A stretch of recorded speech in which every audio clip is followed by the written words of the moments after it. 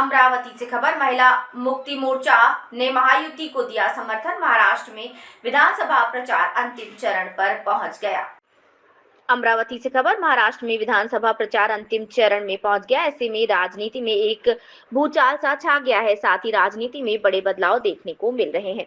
ऐसे में अमरावती जिला के धामनगांव विधानसभा क्षेत्र में भाजपा और महायुति के आधिकारिक उम्मीदवार माननीय प्रताप दादा 68 को महिला मुक्ति मोर्चा महाराष्ट्र संगठन ने आज 13 नवंबर 2024 को जन समर्थन देने की बात महिला मुक्ति मोर्चा के संगीताताई बाग ने पत्रकार परिषद लेके सार्वजनिक रूप से कही है। संगीताताई बाग को वंदे भारत न्यूज के चीफ ब्यूरो नितिन पाटिल मुले ने अमरावती के महिला सुरक्षिता पर पूछे सवाल पर कहा कि प्रताप दादा 68 का कार्य प्रेरणादायक है और सामाजिक कार्य अमूल्य है।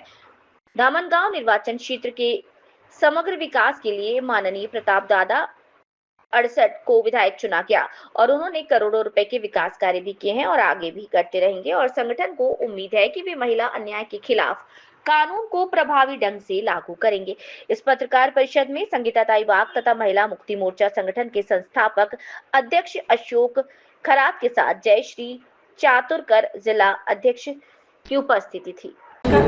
संगीता वाघ महिला मुक्ती मोर्चा संघटनेचे महाराष्ट्र प्रदेश अध्यक्ष तसेच आमचे अशोक भाऊ खरात संघटनेचे संस्थापक अध्यक्ष जयश्रीताई चातुरकर जिल्ह्याच्या उपाध्यक्ष। आज आम्ही या ठिकाणी महिला मुक्ती मोर्चा संघटनेच्या वतीने प्रतापदादा 68 धामणगाव विधानसभेचे अधिकृत उमेदवार यांना आम्ही महिला मुक्ती मोर्चा संघटनेच्या वतीने जाहीर पाठिंबा आज इथे देत आहोत। आणि प्रतापदादा 68 जे आहेत यांचं काम खूप चांगलं आहे। याच्या आधी अरुणदादा जे 68 होते, अरुणदादा 68 हे पण खूप वेळा मला असं वाटते आमदार राहिलेले आहेत। त्यांचं कार्य पण खूप चांगलं होतं आणि त्यांच्याच पावलावर पाऊल देऊन प्रतापदादा 68 जे आहेत ते आज आपल्या इथून धामणगाव रेल्वेमधून उमेदवारी लढत आहेत आणि आम्हाला असं वाटतं की आमची जी संघटना आहे संपूर्ण महाराष्ट्रभर असल्या कारणामुळे निश्चितच प्रतापदादा 68 हे जर निवडणूक जिंकले आणि हे जर आमदार झाले तर आमच्या महिलांना याचा नक्कीच लाभ होईल आणि त्याच आशेने आम्ही प्रतापदादा 68 यांना या ठिकाणी निवडणुकीसाठी प्रोत्साहन देतोय आणि महिला मुक्ती मोर्चा संघटनेच्या वतीने जाहीर पाठिंबा घोषित करतोय। धन्यवाद। सुरक्षितता महिलांच्या मध्ये अमरावतीमध्ये निर्माण होत आहे, त्या दृष्टीने तुम्ही पाठिंबा देताना काही विचार केलेला आहे का किंवा त्या संदर्भात काही अटी आणि शर्ती तुम्ही ठेवलेल्या आहेत का? आमच्या त्यांच्यासोबत काहीच अशा अटी आणि शर्ती नाही आहेत, कारण आज आपण जर बघतोय की भाजपाचं सरकार आहे, भाजपाच्या सरकारमध्ये महिला असुरक्षित आहेत, पण आधी सुद्धा जे सरकार होतं त्यावेळेस जे काही घटना घडायच्या त्या घटना घडतच होत्या,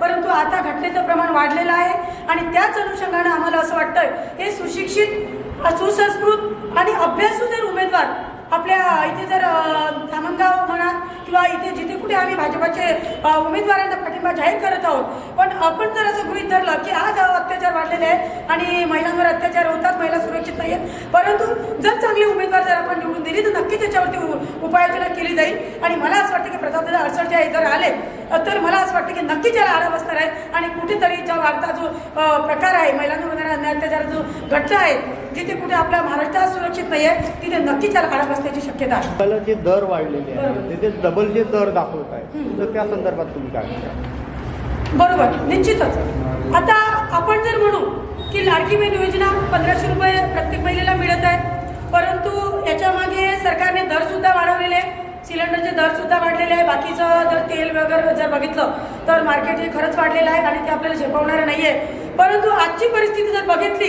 तर उमेदवार अजून निवडून आलेले नाही आहे, जेव्हा उमेदवार येतील तर नक्की त्याच्यावर काहीतरी विचार करतील।